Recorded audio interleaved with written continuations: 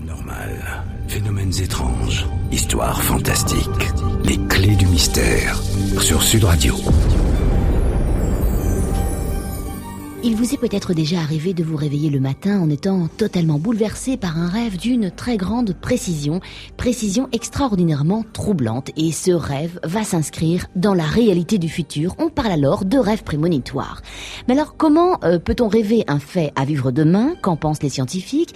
Est-ce qu'il s'agit de prémonition ou de coïncidence? Et pour quelles raisons notre cerveau nous enverrait-il des avertissements? Est-ce qu'on doit prendre très au sérieux ces messages? Et comment reconnaître un rêve prémonitoire? Aujourd'hui, paranormal et rêve du futur. Bonjour Yves Lignon. Bonjour Emmanuel. Alors, les rêves prémonitoires, Yves, est-ce qu'on peut parler de voyance pure? C'est une forme de voyance, mais une forme tout à fait bizarre. Ouais. Je pense qu'en général, pour la plupart de nos auditeurs, la voyance, c'est le flash qu'on prend en pleine figure. Soit que ça vous arrive à vous, soit que ça vienne d'une voyante authentique. Vous êtes devant Yolande de Châtelet ou devant Maud Christin, et elle vous dit quelque chose de très précis. Je prends un exemple, une expérience que j'ai faite avec Maud Christin. J'avais une photo dans une enveloppe. Elle ne savait absolument rien de cette photo. J'y ai tendu l'enveloppe. Elle m'a dit, c'est la seule photo que vous possédiez sur laquelle se trouvent vos deux parents. D'accord. Bon. Alors ça, on l'encaisse. Pour la voyante, c'est un flash. Mais après, on fait avec. Bon, moi je suis sorti à Paris, j'ai repris le métro, je suis rentré à mon hôtel en me disant, tiens, Maud Christin a marqué un bon point. Alors que le rêve prémonitoire, ça vous imprègne littéralement. Vous vous réveillez le matin et vous avez ça dans la tête. Comme une évidence, quoi. Oui, quelque chose de vraiment très à part. C'est pas un rêve. Je dirais presque que c'est plus fort que le flash de voyance. Ça va vous imprégner. Vous allez passer la journée avec. Vous allez peut-être passer 2 journées avec, 3 journées avec, jusqu'au moment où ça va se réaliser. D'accord. Bon, j'ai un exemple. C'est une jeune femme qui vit dans un immeuble. Et de sa fenêtre, elle vit au 5e étage, elle voit le grand hangar d'une société de location de voitures. Un matin, elle se réveille en disant « ce hangar a brûlé ». D'accord. Et il est encore fumant. Elle ouvre ses volets, le hangar n'avait pas brûlé.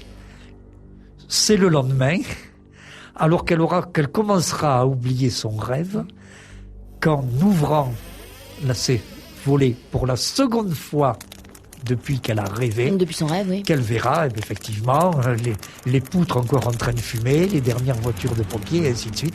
Le hangar avait bien brûlé pendant la nuit. Avec la même précision que son rêve. Oui, non, parce que dans son rêve, elle a vu son quartier, quoi. Elle a vu les lieux. D'accord. Elle a dit, tiens, dans le rêve, c'est ce hangar que je regarde machinalement chaque fois que je mets le nez à l'air, il a brûlé. Alors, il n'a pas brûlé la nuit du rêve, il a brûlé la nuit suivante. D'accord. Et d'une manière générale, les rêves prémonitoires sont très connus dans l'histoire de l'humanité. La Bible en est pleine. Et il y a des prophètes qui annoncent des choses qu'ils ont vues en rêve. Quand on a fait une enquête sur tous les événements qui ont accompagné le naufrage du Titanic, on a trouvé aussi de nombreux rêves prémonitoires. D'accord. Et donc, ça pose 2 problèmes. D'abord, vous le disiez très bien, Emmanuel, quand est-ce qu'on peut considérer qu'un rêve prémonitoire est réalisé? Bien sûr. Et ça, justement, on n'a pas de réponse.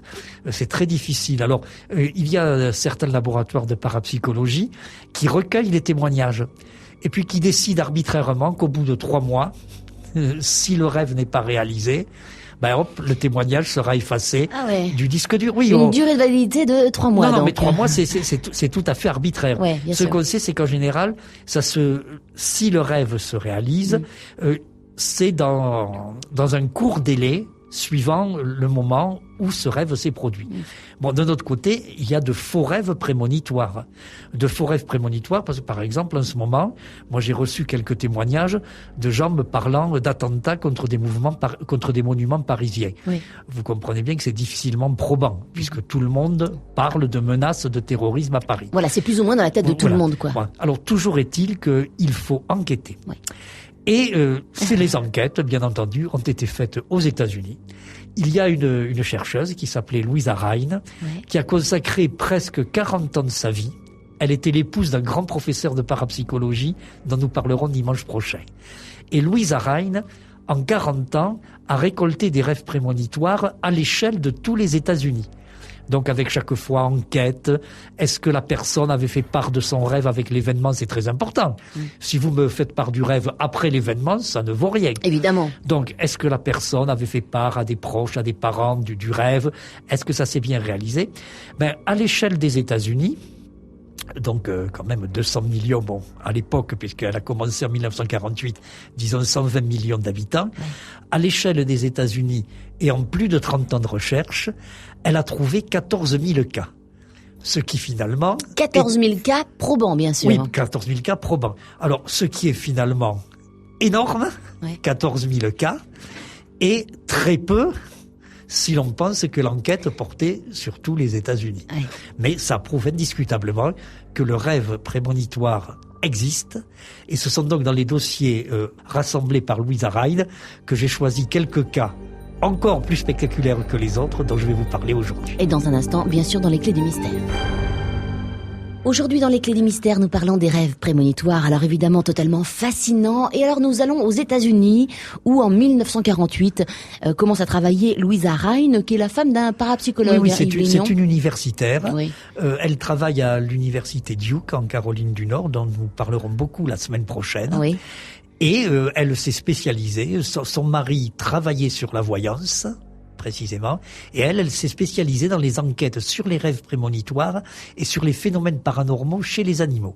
Et donc elle a commencé en 1948, et elle a rassemblé comme cela des cas qu'elle a testés. Elle s'est déplacée dans tout le pays pour rencontrer les témoins, pratiquement jusqu'à sa mort qui est survenue en 1983. Et au final, elle a quand même 14 000 cas probants. 14 000 cas probants, ça fait beaucoup. Ça fait un très gros bouquin, et plus encore d'archives. Mais je répète que ça, moi, c'est ce qui me frappe. Vous voyez, quand on prend, Emmanuel, quand on prend ce bilan, 14 000, c'est énorme. Oui.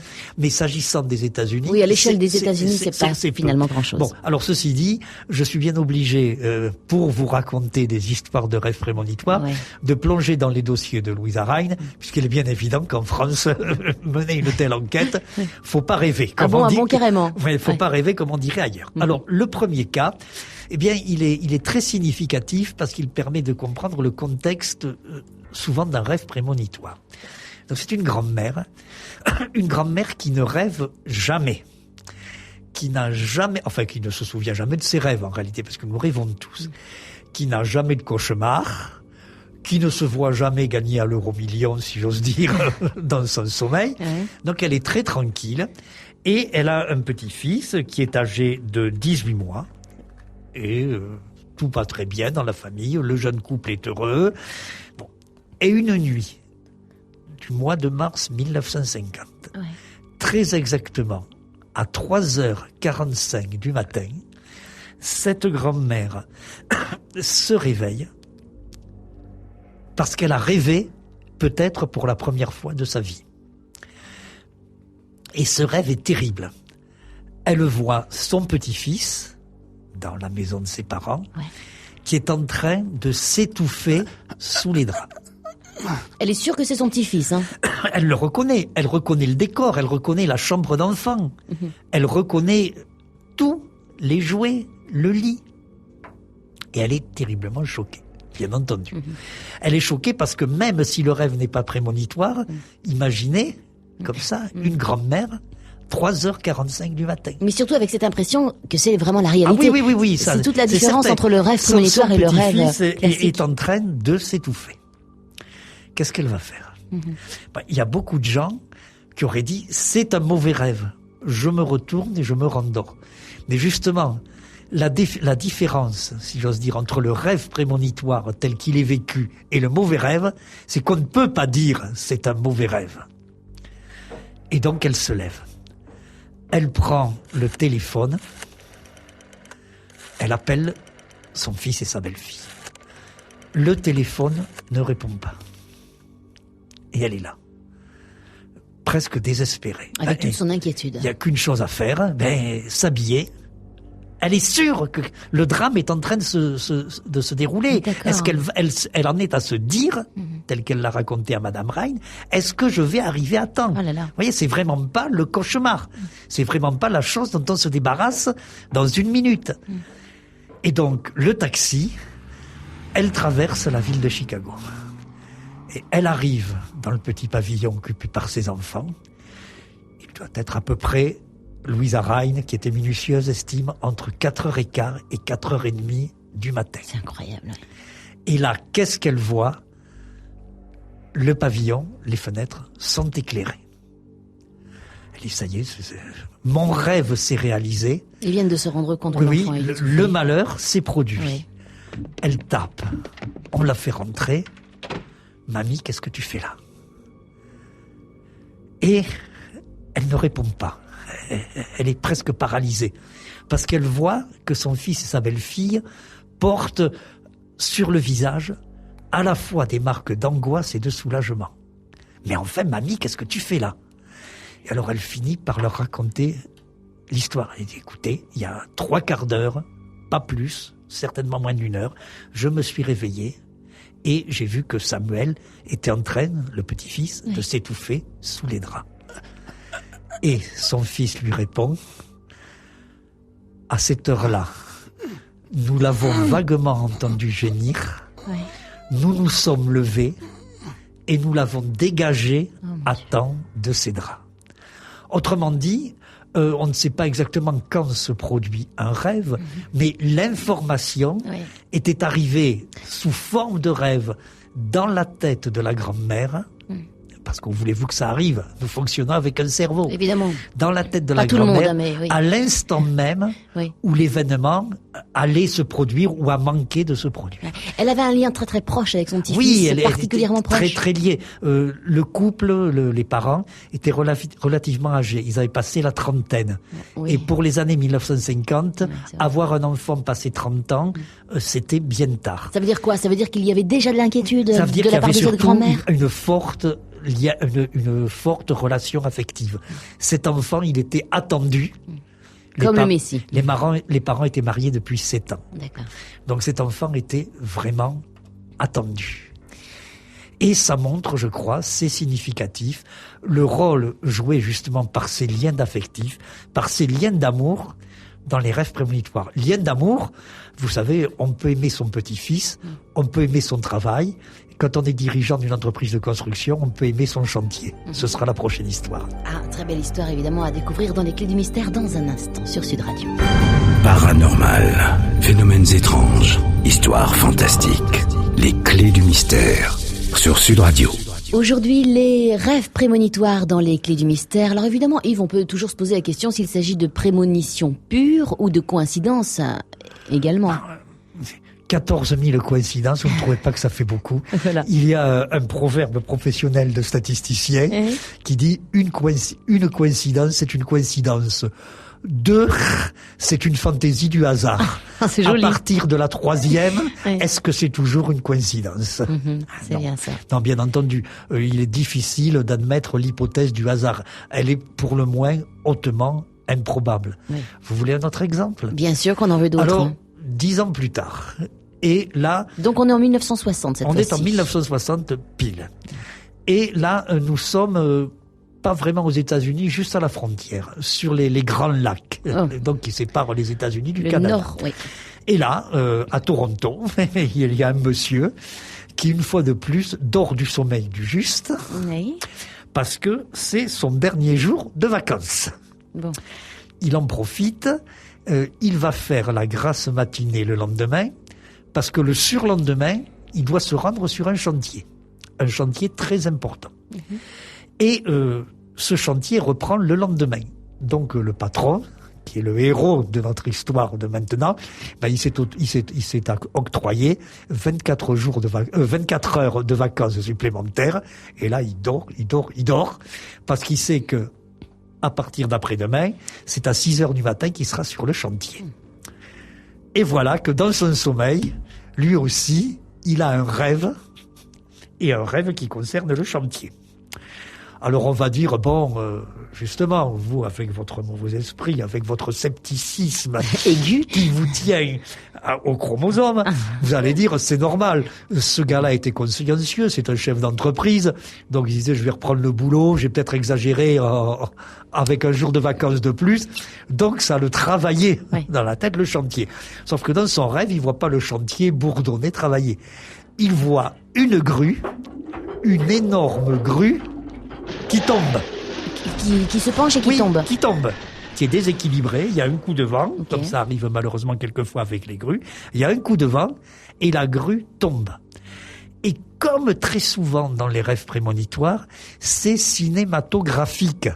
C'est-à-dire que comme dans un film, il y a des plans d'ensemble, il y a des gros plans, et donc il enregistre tout un tas de détails. Et toute la scène. Ah oui, il voit le numéro de la grue, parce qu'il y a plusieurs grues sur le chantier, c'est un truc énorme. Ouais. Donc il voit le numéro de la grue. Bon. Il voit le grutier qui saute. Oh mon Dieu! Et qui va d'ailleurs se blesser sérieusement, mais qui survivra, qui saute. Et il le voit en tellement gros plan que sur la salopette du grutier, il voit son nom. Oui, donc il sait qui c'est. Ah, il sait absolument qui il sait. Donc, il voit absolument tous les détails. Bon. Mais lui, il a conscience de ce rêve quand il se réveille seulement. Ah ben, et pas évidemment. Comme la grand-mère de tout à l'heure. Non, la grand-mère avait été en quelque sorte réveillée par le rêve. D'accord. Lui, il passe le reste de la nuit à rêver normalement. Juste, voilà, il dort. Et puis, quand il se réveille, plutôt tard, puisque c'est les vacances, qu'est-ce que j'ai pas rêvé? D'accord. Et là, de nouveau, toujours cette caractéristique essentielle du rêve prémonitoire, la force. Oui. Ça n'est pas un cauchemar. C'est pas un mauvais rêve. C'est plus que ça. Et donc, il laisse tomber le petit déjeuner. Il saute dans sa voiture, lui aussi. Et il arrive sur le chantier, presque en pyjama.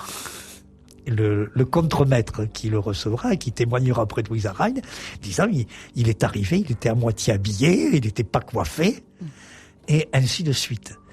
Et qu'est-ce que lui a dit le contremaître quand il l'a vu arriver? Il lui a dit, écoutez, vous êtes vraiment un bon patron, vous êtes un super patron, un gars qui prend son boulot à cœur. Parce que je ne sais pas comment vous avez appris l'accident, mais vous êtes venu pratiquement tout de suite. Il y a 2 heures, il y a eu une bourrasque et une grue est tombée. Et notre chef d'entreprise dit à son contremaître, ne me dites pas quel est le numéro de la grue, ne me dites pas que le grutier est blessé et qui c'était, oui. Moi, je vais vous le dire. Et c'était la grue numéro tant, et c'était un tel qui l'a piloté. Et donc le chantier avait démarré très tôt, comme ça se produit souvent, une bourrasque, la grue était tombée. Alors par rapport justement à ce que vous remarquiez tout à l'heure, Emmanuel, sur le côté voyance, etc., là, on peut parier que le rêve a été antérieur à l'événement. Oui, mais de très peu de temps finalement. Ah oui, de quelques heures, mais il a peut-être, il n'a jamais su, ce brave chef d'entreprise, à quelle heure il avait rêvé, puisqu'il ne s'est souvenu de son rêve qu'au réveil, vers 8 heures. Ouais. Est-ce qu'on sait d'ailleurs si les rêves prémonitoires arrivent à un moment donné de la nuit, non. Plutôt en fin de nuit, non, pas. Vous savez, c'est une étude très très lourde. Moi, je pense que peut-être dans un demi-siècle, on aura progressé dans l'étude des rêves prémonitoires, parce qu'il faut comme ça récolter les cas, les comparer. Et encore une fois, avec 14 000 cas à l'échelle des États-Unis, on fait pas grand-chose. Ouais. L'étude des rêves prémonitoires ne date que de 50-60 ans ? Vraiment, sérieusement, oui. Non, on en a beaucoup parlé. Je le disais en commençant l'émission. On en parle depuis l'Antiquité. Oui. Freud s'en est emparé. Bon, il aurait mieux fait, Freud, de faire simplement Toubib, je crois. Bon. Je suis pas très porté sur la psychanalyse. Ça c'est dit. Oui. Et paf. Et paf. Bon, Freud s'en est emparé, mais la première étude sérieuse, c'est celle de Louisa Rhine. Et imaginez la lourdeur. Il faut récupérer les témoignages. Bien sûr. Il faut attendre un certain temps que ça se réalise ou ça se réalise pas. Ensuite, il faut enquêter. C'est énorme. Alors, heureusement pour les chercheurs, très souvent, je l'ai dit aussi tout à l'heure, le rêve se réalise très vite. Oui. Vous voyez là, dans l'exemple de la grand-mère, ça a été instantané. Dans l'exemple de notre chef d'entreprise, il a rêvé quelque part pendant la nuit et l'accident s'est produit au petit matin. Alors la force de ce rêve-là, c'est justement il avait le nom du grutier, oui. Il avait la force du détail, quoi, finalement. Il avait le numéro de la grue. Oui, c'est ça. Et puis alors là aussi, c'est un très beau cas parce que quand Louisa Rhine a enquêté, elle dit mais j'ai eu le témoignage du contremaître qui m'a dit on a vu le patron sortir à moitié fou de sa voiture avec littéralement une gabardine sur le pyjama et se précipiter. C'est extraordinaire. Ouais.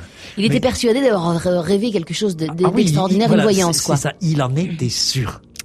Et c'est justement toute la différence entre le rêve prémonitoire et le rêve classique, c'est-à-dire cette... Le rêve classique, il reste fantasmatique. Il n'y a pas ce réalisme qui vous bouscule au fond de vous-même. Quelqu'un d'autre qui a été bousculé par son propre rêve, c'est à suivre dans un instant dans Les Clés du Mystère.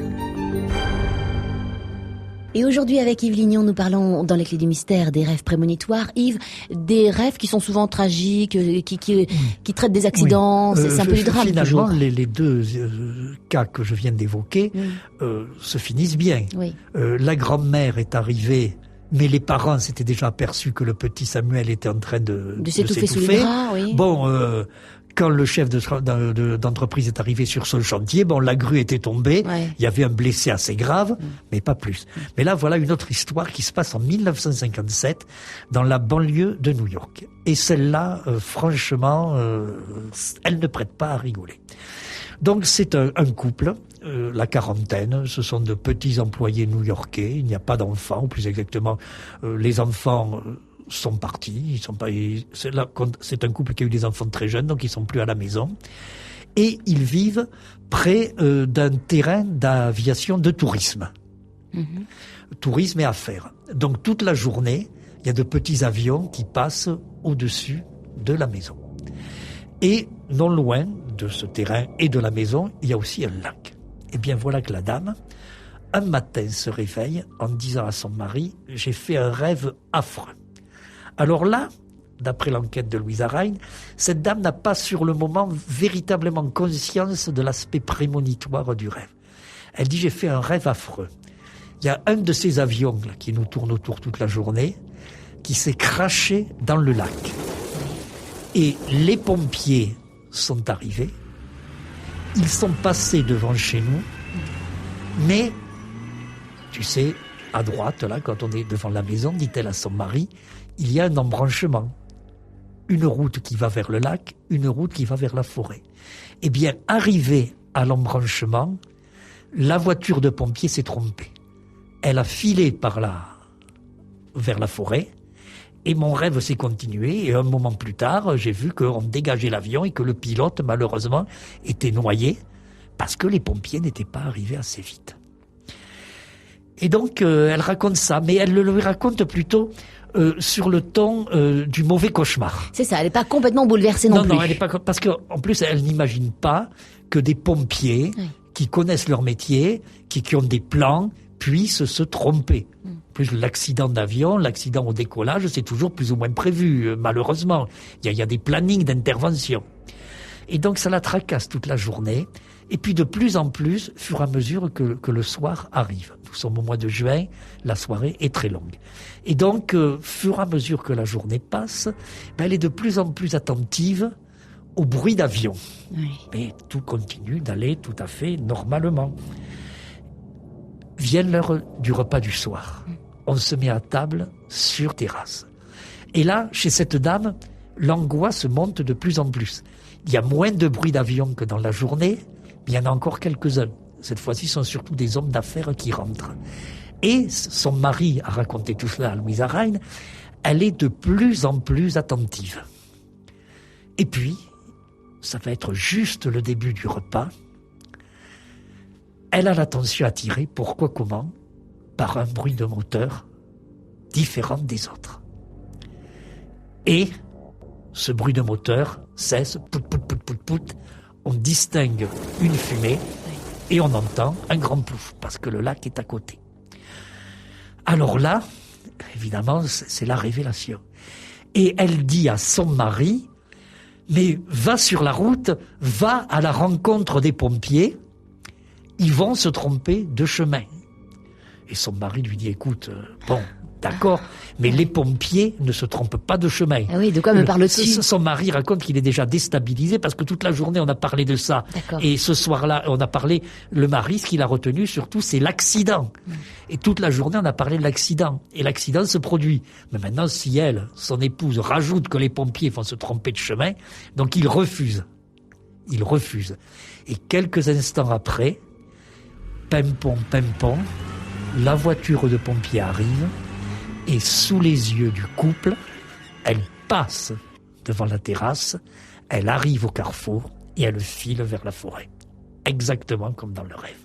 Incroyable. Et il s'agissait d'une très grande intuition, peut-être ? Non, c'est aussi un rêve prémonitoire. Elle avait bien vu dans son sommeil que la voiture de pompiers se trompait de chemin. 11h, midi, les clés du mystère sur Sud Radio. Et dans les clés du mystère aujourd'hui, les rêves prémonitoires, Yves Lignon, le rêve prémonitoire qui a la particularité d'être reçu comme tel, c'est-à-dire c'est un très grand bouleversement, comme un espèce de message qui est envoyé à la personne qui vient de... Vous pouvez parler de messages venant de je ne sais où.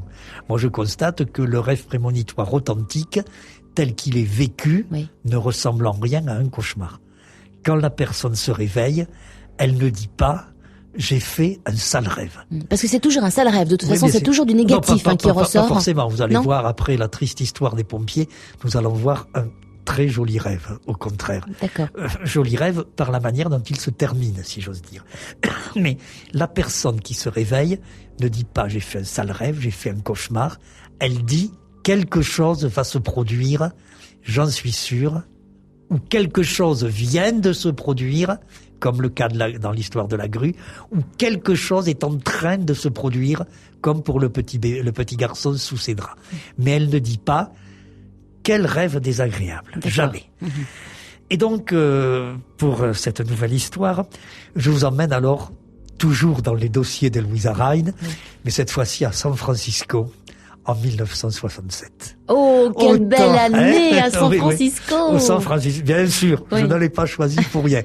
Donc c'est le Flower Power, c'est Scott McKenzie, San Francisco, c'est Mrs. Robinson, etc. Bon. Simon and Garfunkel, etc. La belle époque, quoi. Toute notre jeunesse. Enfin, la mienne, pardon. Bon, donc nous sommes justement chez un couple qui a les cheveux longs. Lui, il a un bandeau dans les yeux. Il porte tout le temps des tuniques à fleurs. Un peu de violet, un peu de rose. Ils sont heureux, d'autant plus qu'il faut bien le dire, ils ne fument pas toujours du tabac. Bon. Tout va et bien donc, pour ils sont parfaitement heureux. Oui. Ça va très bien. Ils vivent de petits métiers. Ils sont plus ou moins artistes. Ils font des performances. Ils jouent de la musique. Il y a un groupe, une communauté, etc. Il y a toujours du monde à la maison, mais c'est pas un groupe échangiste. Non, ça c'est vraiment un couple. Bon, il y a souvent du monde. Et un matin, au réveil, quand on prend je ne sais quelle tisane, la jeune femme raconte le rêve qu'elle a fait. Et ce sont, bien entendu, comme souvent dans ce milieu, des intellectuels. C'est-à-dire qu'elle a un regard critique sur son rêve. Et donc, elle ne va pas dire c'est prémonitoire parce qu'elle veut avoir l'air d'être un esprit fort. Mais elle peut pas dire non plus que c'est un cauchemar. Elle le présente comme un drôle de rêve. Et elle raconte donc ce qu'elle a vu tout en dormant, c'est que toute la bande, ils étaient comme d'habitude, ils étaient dans une vieille voiture, ils allaient à je ne sais quel concert. Et vous savez comment est fait San Francisco. Ça monte, ça descend, il y a de très vieux tramways. Et donc la voiture, toute fleurie, au moins dans les têtes, était en train de monter l'une de ces collines de San Francisco, donc de se décaler sur la droite à cause de la voie de tramway. Et arrive un carrefour, et voilà qu'un camion refuse la priorité. C'est un peu encombré, il y a le tramway, il y a des piétons, et donc un camion, l'air méchant, refuse la priorité. Et puis pour la voiture hippie, il est trop tard pour s'arrêter. Et donc la jeune femme, dans son rêve, vit le choc et le trou noir qui s'ensuit. Et la dernière chose qu'elle voit, exactement comme quand on est victime d'un accident et qu'on plonge dans un trou noir au moment où la rencontre avec le platane se produit, la dernière image qu'elle a dans son rêve, c'est le chauffeur du camion qui fait un bras d'honneur à toute la bande. Vous savez, le chauffeur du camion, le bon red-nose, comme il y en a aux États-Unis. Lui, ce qu'il préfère, c'est la country, etc. Et elle voit très bien, c'est un chauffeur de camion c'est un camion qui va livrer de la bière. Ouais, lui, il a les gros bras et la barbe. Il a les gros bras, etc. Et donc, il fait un bras d'honneur. Et puis, c'est le trou noir, la collision. Je vous ai brûlé la priorité, espèce de bande de... Là, on est dans le rêve. Bande de fleuris. On est dans le rêve. Bon, on prend le petit déjeuner, et puis justement, on va à ce concert. Et donc, la voiture circule dans les rues de San Francisco, elle remonte la pente, attention, il y a le tramway, on approche du carrefour, et là, la jeune femme, c'est le carrefour de mon rêve. Oui. Et donc, elle tape sur le bras de son compagnon, vas-y doucement. Bon, peace and love, si ça te fait plaisir, on ralentit, on marche presque au pas, et à ce moment, arrive un camion qui livre de la bière, qui n'a pas la priorité, mais qui profite du fait que la voiture de notre groupe de hippies a ralenti pour passer tranquillement le carrefour. Et le chauffeur du camion, il est bien comme dans le rêve, mais il n'est pas si méchant. Comme il est content d'avoir pu passer, qu'on lui ait laissé une priorité qu'il n'avait pas, il fait un geste aimable de la main, du bras, magnifique, à tous ces jeunes gens. C'est magnifique. Voilà. Et ça s'est passé à San Francisco, à l'époque où San Francisco nous faisait rêver. 1967. Extraordinaire histoire, effectivement, de ce rêve prémonitoire qui finalement a très certainement sauvé la vie de ce couple. Une autre histoire, dans un instant dans les Clés du Mystère. Les rêves prémonitoires, aujourd'hui dans les Clés du Mystère, des histoires extraordinaires que vous nous avez racontées, Yves Lignon.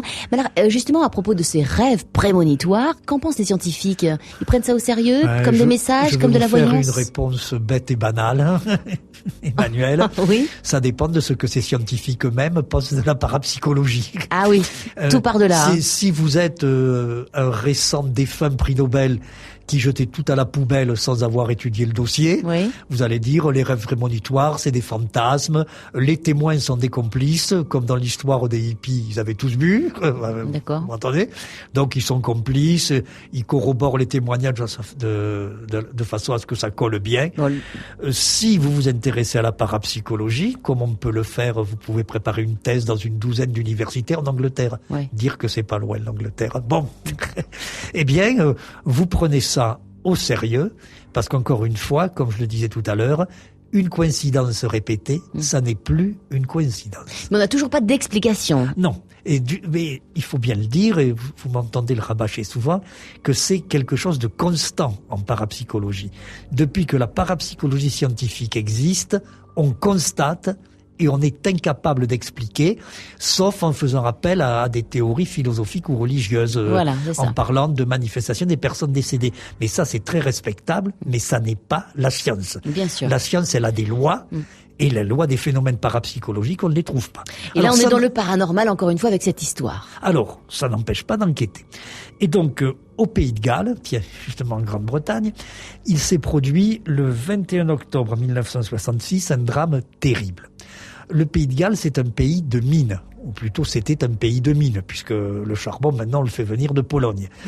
Et donc, comme en France, nos auditeurs qui sont allés dans les régions du Nord, quand on va de Paris à Lille, le TGV longe des terrils, ces collines de déchets de charbon. Quand on a creusé la mine, il fallait sortir des choses, on les a entassées, ça a fini par faire des buttes de quelque importance. Eh bien, au Pays de Galles, il y a des terrils comme cela, il y a de telles buttes. Et dans le village d'Aberfan, le jour, dans la journée du 21 octobre 1966, il avait beaucoup plu. Il y a une de ces collines de déchets charbonneux qui s'est effondrée, qui est tombée sur une école. Dans l'école, il y avait 144 enfants et il y a eu 122 morts. Wow. C'est un drame extraordinaire. Et ça, ces drames, ça marque toujours l'inconscient collectif. Il y a donc un psychiatre qui s'appelle le docteur Becker de Cardiff, qui s'est dit, vous voyez, lui, il se posait pas la question est-ce que ça existe ou que ça n'existe pas. Est-ce que devant un tel drame, il n'y a pas eu des prémonitions? est-ce que des gens ne l'ont pas senti à l'avance? Comme certaines personnes avaient senti à l'avance le naufrage du Titanic, pour prendre un autre exemple. Et donc, est-ce que des gens ne l'ont pas ressenti à l'avance? Et il a mené une enquête. Il a mené une enquête, notamment chez les voyants connus des milieux scientifiques. Est-ce que vous avez eu un flash à propos de ce qui est une catastrophe nationale? Et cette enquête s'est révélée négative. Il n'y avait pas eu de voyance. Alors, il a lancé un appel dans la presse, sur toute la Grande-Bretagne. Est-ce que vous avez rêvé de la catastrophe d'Aberfan? Si vous en avez rêvé, écrivez-moi. Et il a reçu quelques centaines de lettres. Eh ben, il s'est lancé dans l'enquête. Il s'est déplacé.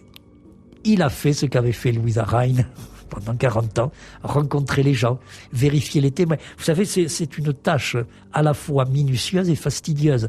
Parce que... il faut croiser les informations. Et voilà, il faut les croiser. J'ai rêvé cela. Et je l'ai rêvé, je l'ai raconté à mon mari. Bon, il faut aller enquêter auprès du mari. Monsieur, est-ce que votre épouse vous a bien dit ça le matin ou la veille, alors que l'événement s'est passé l'après-midi? Est-ce que ce n'est pas le lendemain de l'événement qu'elle vous dit « Ouh, tu sais, je l'avais rêvé ». Parce que dans ce cas, ça ne vaut rien. Eh bien, le docteur Baker a trouvé très exactement 24 personnes, de l'Écosse aux Cornouailles, qui avaient eu des rêves en rapport avec la catastrophe. Mais aucune n'avait rêvé l'événement lui-même. C'est-à-dire, personne n'avait parlé de collines de déchets de charbon s'effondrant sur une école. Par contre, les rêves parlaient d'enfants enfouis, de séries de morts tragiques chez des enfants dans un pays de charbon, des choses comme ça. Donc il y avait eu des espèces de bribes, et en tout, 24 personnes. Cette enquête du docteur Baker, Emmanuel, c'est un peu la réponse à votre question. Bien sûr qu'il y a des scientifiques qui s'y intéressent, bien sûr qu'il y a des gens qui prennent cela au sérieux. Et donc on compile les cas en Europe. On a compilé des cas en Allemagne. Voilà, et avec cette personne donc en Angleterre. Louisa Rhine, donc dont vous avez relaté quelques histoires durant toute cette émission, a écrit un bouquin. On peut retrouver justement ces 14 000 cas qui n'a pas été traduit en français. Ah, donc il va falloir prendre des cours d'anglais. Je crois que ça va être nécessaire. Oui. Elle a écrit aussi un livre en français sur la parapsychologie en général, mais son travail sur les rêves, comme son travail sur les animaux, les phénomènes paranormaux sur les animaux, ça n'a pas intéressé l'éditeur français. Bon, comment reconnaître les rêves prémonitoires, Yves? À l'usage. À l'usage. Il faudrait faire ce qui est fait ailleurs, enregistrer, se donner un certain délai et voir si l'événement se produit. Donc, ça réclame un minimum de personnel qui reçoit les courriers, qui décrypte, puisqu'on sait aussi que si on reçoit une lettre, je vous le disais tout à l'heure dans l'émission, me disant que j'ai rêvé que la tour Eiffel va sauter dans 48 heures, on ne l'écartera. Mais les lettres qui pensent sérieuses, les garder, puis attendre. Et si l'événement se produit, faire l'enquête, parce qu'il ne suffit pas qu'il y ait une coïncidence entre le rêve et l'événement pour qu'on puisse parler de parapsychologie. C'est beaucoup plus exigeant que ça. Voilà. D'autres histoires incroyables, ce sera bien sûr dimanche prochain dans Les Clés du Mystère avec Yves Lignon. En attendant, passez une belle semaine. À dimanche prochain. Bye bye. Sud Radio, Les Clés